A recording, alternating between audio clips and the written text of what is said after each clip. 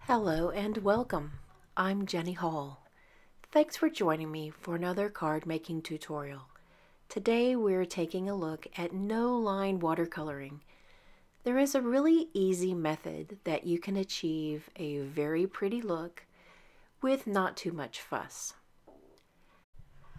We're going to be making a Mother's Day card, but this idea can be adapted into many different occasions. I'm using the Tea Together stamp set, and I'm going to stamp the images onto watercolor paper in a very light toned dye ink. You can stamp it off if you have very good vision to where you have an even lighter shade, but I find that this is probably the lightest that I can use. I'm using a very pale, very pretty color combination today: Petal Pink, Flirty Flamingo, and Granny Apple Green.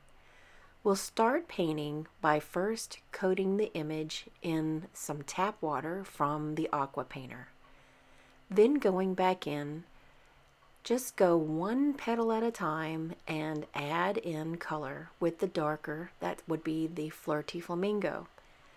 Then go back and add a little Petal Pink, and it just kind of alternates to build color from there. Now here's a sped up version. You can see that first I'm adding water, then I'm adding Petal Pink, then going in and very loosely highlighting some of the shadowed areas that are on the rose petals, and then going back and watching it fade out. So remember that as watercolor paper dries, then your coloring, your ink, is going to lighten up. By going in and adding a bit more color after it's dry, you might be able to achieve a darker look. Tea Time framelits dies are going to cut out each one of these little flower clusters, and they will be easy. This is a very, very easy card to put together.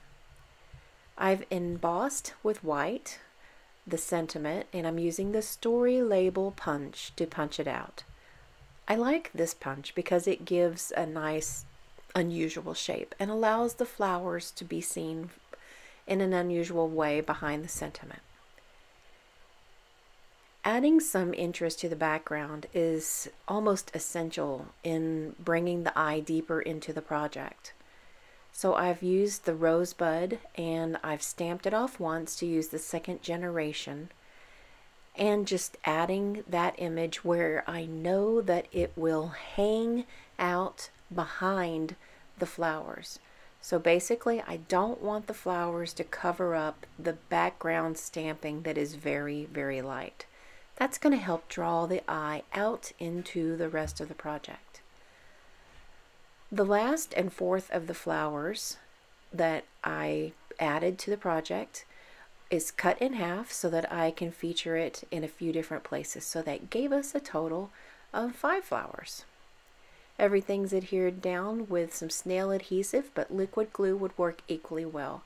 And now I'm adding a few sequins to bring interest around the card. This is a really easy card that can be turned into a birthday card or anything, and using the no-line watercolor method can bring you lots of ideas into further projects. Thanks for joining me today. I'll see you next time. Happy Mother's Day! Happy Mother's Day! Happy Mother's Day! Happy Mother's Day! Happy Mother's Day! Happy Mother's Day!